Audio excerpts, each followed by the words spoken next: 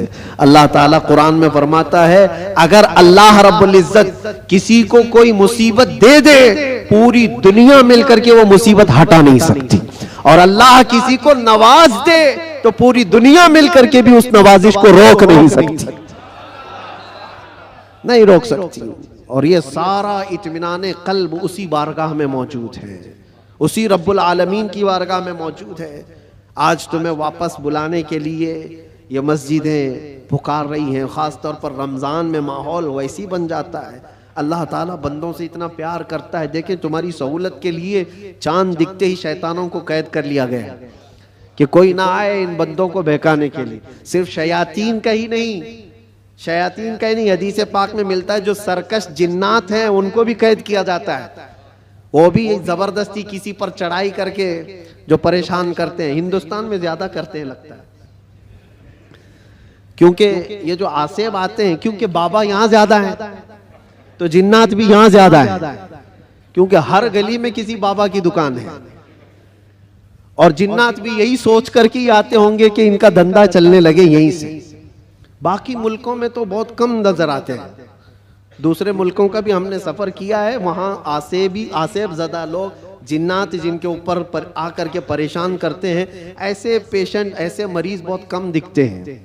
वो मुझे अभी तक पता नहीं वजह क्या है कि जिन्नात हिंदुस्तान में ज्यादा क्यों है, जो लोगों के ऊपर चढ़ते हैं, सवार होते हैं। खैर, और अगर कोई रमजान में भी ये आसेबी मामलात का शिकार हो करके या बीमार ज़दा लगता है, तो मुझे नहीं लगता कि हकीकत में उस पर कोई जिन्नात है।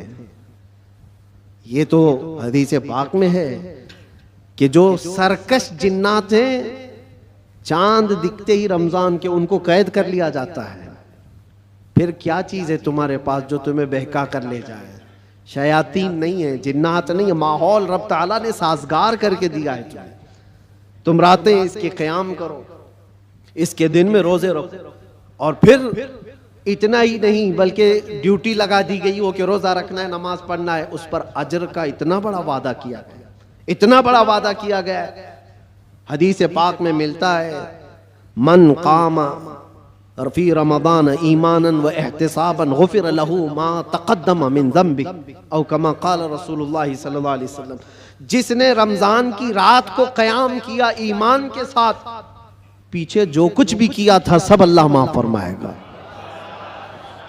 जो कुछ भी किया हो सब माफ कर दिया जाएगा।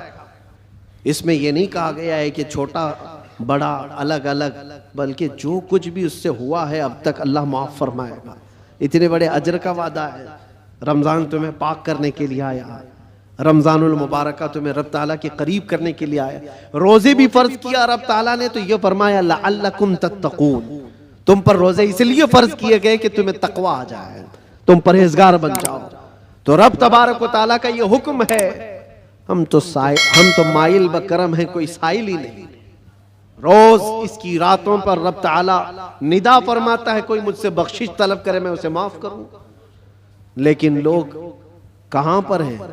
बहुत सारे हालात ऐसे बिगड़े हुए हैं कि तुम्हारी रातें बख्शिश तलब करने की थी, तुम कैरम बोर्ड पे बैठे हुए हो, रात भर बकरे लड़ा रहे हो, मुर्गे लड़ा रहे हो, चेस खेल रहे हो, क्रिकेट के फुटबॉल के ग्राउंड सजाए जाते हैं। ये रमजान इसके लिए आता है। अफसोस है, मैं तो कहता हूं उन लोगों पर तुफ है, लानत है। रमजान को भी इंटरटेनमेंट का जरिया बना दिया।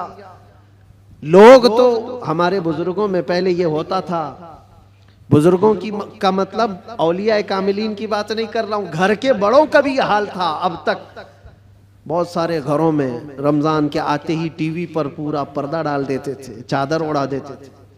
बहुत सारी चीजें, रमजान आ गया है घर की सफाई हो जाती थी, रमजान आ गया है कोई ऐसी चीजें ना रखी जाए घर के अंदर, बहुत सारे एहतमाम होता था।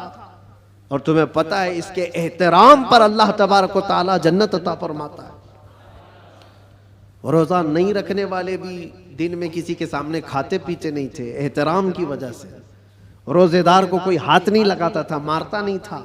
ये बुजुर्गों की तालीमात होती थी कि ना हाथ नहीं लगाना, मारना नहीं, रोजादार है। ये सारा एहतराम कहां चला गया? उसकी वजह यह है मेरे अजीजों कि तुम अगर इस रमजान को भी बेएहतरामी में गुजारोगे तो ये रमजान कल क़यामत के दिन तुम्हारे खिलाफ मुकद्दमा करेगा अल्लाह की बारगाह में कि अल्लाह मैं इसके घर गया था मगर इसने मेरी तौहीन की है, मेरी इसने बेहुरमती की है। और हुजूर पाक सल्लल्लाहु अलैहि वसल्लम फरमाते हैं क़यामत के दिन जिसके खिलाफ रमजान खड़ा हो गया उसको दोज़ख में जाना जरूरी हो जाएगा। रमजान अगर किसी के खिलाफ खड़ा हो गया तो अपने खिलाफ रमजान को खड़े होने ना दो, अपनी हिमायत में खड़े होने दो। कल रमजान आए क़यामत के दिन और तुम्हारी सिफारिश करे कि मौला ये मेरी रातों को जागता था, ये मेरे दिन को तिलावत कुरान करता था, रोजे रखता था, गुरबा और मसाकीन में खैरात करता था, तुम्हारी नेकियों की गवाही खुद रमजान देगा। और हुजूर ने यह भी फरमाया कि जिसके हक में कुरान और रमजान सिफारिश कर दे उसका जन्नत में जाना वाजिब है। अजीज़ान गिरामी वक़ार, बस मैं खुलासा कलाम सिर्फ इतना अर्ज करना चाहूँगा कि दीन जो तुम तक पहुँचा है इस चीज़ पर आज ख़ास तवज्जो के साथ मैं अर्ज करना चाहता हूँ। ये बड़ी मशक्क़तों के साथ तुम तक पहुँचा हुआ है। ये नहीं कि फूलों की सेज पर सज कर तुम्हारे घर में आ गया। बहुत मशक्क़तें उठाई गई हैं इसके पीछे। दीन तुम्हारे घरों तक जो पहुँचा है, ये अज़ानें जो सलामत हैं, ये जो नमाजों की रूहानियत और ये जो नूरानियत बाकी है, इस पर बुजुर्गों की कुर्बानियाँ हैं, बहुत सारी कुर्बानियाँ हैं। इस दीन के इस असल चेहरे को बाकी रखना आज हर जवान की जिम्मेदारी है। तुम क्या समझते हो यहाँ माइक पर बैठे हुए मौलाना साहब इनकी जिम्मेदारी है इस्लाम की तबलीग करना? बल्कि हर मुसलमान पर यह जिम्मेदारी है वो अपने अखलाक और किरदार से इस्लाम का रिप्रेजेंटेटिव है। तुम्हारी जिम्मेदारी है इसको सही सलामत बचा रखना अपने घरों में। दूसरे क्या क्या कर रहे हैं इसकी तरफ अभी छोड़ दो, कीड़े वैसे ही मर जाएंगे। मौसम पर कीड़े आते हैं, होता है ना। कोई एक मौसम आता है बारिश से पहले बहुत कीड़े दिखते हैं, कोई इलाज ही नहीं होता। क्या किया जाए क्या किया जाए, उनका इलाज इतना ही होता है मौसम जाए तो खत्म ही होते हैं। वैसे ही इस्लाम के मुतालिक, कुरान के मुतालिक, नबी पाक सल्लल्लाहु अलैहि वसल्लम की ज़ात के मुतालिक हर्जा सराई करने वाले, दुश्मनी पैदा करने वाले हर ज़माने में आते हैं, लेकिन उनका एक ख़ास मौसम होता है। उसके बाद फिर इस्लाम उसी आबो ताप के साथ चमकता रहता है। इस्लाम वैसे ही चमकता रहेगा। ना इसको चंगेज हिला पाया, ना इसको हलाकू हिला पाया, ना इसको बड़े बड़े ताकतवर हिला पाए। 50 लाख लोगों का जिसने कत्ल किया, चंगेज वगैरह जो तारीख आप देखें, 50 लाख से ज्यादा लोगों का कत्ल जिन्होंने किया, यही सोच करके किया था ना इस धरती से पूरा मिटा दिया जाए, सफ़हस्ती से खत्म कर दिया जाए। हैरत की बात है जिस फौज ने बगदाद पर हमला किया था वही फौज दायरा इस्लाम में दाखिल हुई थी। जिसको इकबाल ने कहा था हरम को मिल गए पासबां सनम खाने से, हरम को मिल गए पासबां सनम खाने से। रब तबारक व तआला उन्हीं के दरमियान ईमान की हिदायत अता फरमा दी। ये होता रहेगा, ये इस्लाम का लहलहाता हुआ पौधा सलामत रहेगा। और लोग जिस तरह के आज हालात जो इन्वायरमेंट क्रिएट किया गया है, इससे तुम्हारा इम्तिहान है, तुम घबरा करके अब तुम क्या चाहते हो। एक सवाल मैं करता हूं, इस्लाम में हो तो इस बात पर तुम्हें कभी गिल्टी फील होता है? कभी शर्म महसूस होती है? कभी शर्म महसूस होती है कि मैं मुसलमान हूं? नहीं शर्म आती है तो फिर टोपी क्यों छुपाते हो? अगर शर्म नहीं आती है तो फिर दाढ़ी क्यों निकाल फेंकते हो? क्यों? अगर तुम्हें इस्लाम पर कायम रहने में फख्र महसूस होता है तो खुल करके इस्लाम पर अमल करो, खुल करके। इस्लाम किसी जराइम पेशा लोगों का अड्डा नहीं है, पूरी दुनिया को अच्छे अखलाक सिखाने वाला एक मुकम्मल दीन है। पूरी दुनिया को अखलाक सिखाने वाला ये दीन है। तो मुझे शक क्यों है इस बात पर? बहुत सारे लोग अभी आए काएं करते हुए न्यूट्रल बनते हैं। मैं देख रहा हूं जब कभी कोई सवाल आ जाए तो कुछ दानिश्वर बन करके बैठते हैं और फिर एक न्यूट्रल बातें, एक सेक्युलर बातें करते हुए वो ये महसूस कराने की कोशिश करते हैं कि हम ये नहीं समझते, इस्लाम में ये चीज़ नहीं है, वो चीज़ नहीं है, ये बुजुर्ग इस्लाम में नहीं, वो बुजुर्ग इस्लाम में नहीं।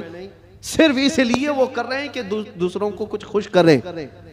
उन बेवकूफ़ों को मैं बताना चाहता हूं जो कुर्सियों पर बैठकर डिबेट करते हैं और सेकुलर बनने की कोशिश करते हैं। याद रखो, तुम अपनी नाक काट करके भी नीचे रखोगे तो वो कभी राजी नहीं होने वाले, कभी राजी नहीं होंगे। 10 लाख साल भी तुम पुकार करके उनकी जूतियां चाटते रहो, राजी नहीं होंगे। राजी करना है तो अल्लाह और उसके रसूल को राजी करो। हम जिसके लिए दुनिया में आए हैं, हम जिसके लिए दुनिया में आए हैं, हमें अल्लाह तबारक व तआला ने हुक्म क्या फरमाया, वमा उमिरू इल्ला लियअबुदुल्लाह मुखलिसीन लहुद्दीन। लोगों को यह हुक्म नहीं दिया गया मगर सिर्फ इतना कि इबादत करें तो सिर्फ अल्लाह की रजा के लिए, लोगों को दिखाने के लिए नहीं। वो कभी दुनिया राजी नहीं होगी यार, एक बात याद रखिए, कभी राजी नहीं होगी। तुम चाहे जिस तरह के भी बन जाओ, दुनिया तुमसे राजी नहीं होगी। हम बचपन में एक चीज पढ़ते थे, एक शोहर और बीवी गधा लेकर जा रहे थे। शोहर अपनी बीवी को बिठाया गधे पर और लेकर चल रहा था। बेचारा लेडीज फर्स्ट वाले फार्मूले पर अमल कर रहा था कि पहले औरतों को होना चाहिए, लेकिन मोहल्ला छोड़ने वाला थोड़ी ना है। कट्टे पे बैठे हुए सब कमेंट पास करने लगे, जोरू का गुलाम जा रहा है, बीवी का गुलाम जा रहा है। एक हकीकत चीज है। और ये सुन करके उसको बहुत बुरा लगा और उसकी औरत को उतार दिया, तू उतर जा, मैं बैठूंगा। वो बैठ गया, औरत उसका रस्सी पकड़ करके चलने लगी। आगे गया था, दूसरे मोहल्ले वालों ने पुकार कर कहा, जालिम आदमी औरत को चला रहा है, खुद बैठा हुआ है। उसके बाद उसने कहा कि रहने दो, दोनों बैठ जाते हैं। दोनों बैठ गए तो तीसरा एक मोहल्ला आया और कहा, कितने जालिम है, एक सवारी है, दो बैठे हुए हैं। वो बेचारा गधा झुका जा रहा है, उस पर रहम नहीं करते लोग। कहा कि दोनों उतर जाते, खाली लेके चलते। चौथे मोहल्ले वालों ने कहा, पागल लोग हैं, सवारी है फिर भी चल के जा रहे हैं, करे तो क्या करे आदमी। एक बैठे तो लोगों को तकलीफ, दो बैठे तो लोगों को तकलीफ, ना बैठो तो तकलीफ। ये कोई एक लतीफा नहीं, दुनिया का मिजाज यही है।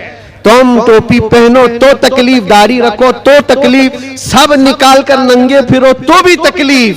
दुनिया कभी तुमसे राजी नहीं होती। हाँ, एक फार्मूला याद रखो, जैसे हो तैसे हो, फटे पुराने कपड़े ही क्यों ना हो, एक सजदा करो मौला राजी हो जाता है।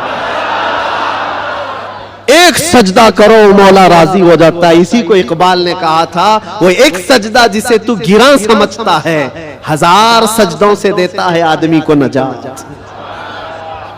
जगह जगह झुकने से तो बेहतर है, लोगों को राजी करने से तो बेहतर है कि मौला को राजी करो।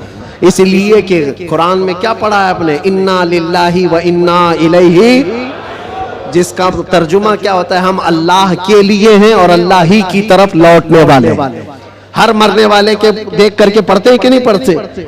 इसका मतलब क्या है, हम अल्लाह ही के लिए हैं और अल्लाह ही की तरफ लौटने वाले। कुरान में कितनी जगह अल्लाह ने फरमाया, व इलैहि तुरजऊन व इलैहि नुशूर, तुम उसी की तरफ फेरे जाओगे, उसी की तरफ जमा किए जाओगे। जब तुम्हारा अकीदा ये है कि जाना एक ही जगह है, तो ऐरे गहरे नत्थु खेरे को मनाने की क्या जरूरत। जिसकी बारगाह में सारा फैसला होना है उसी को राजी करते हैं।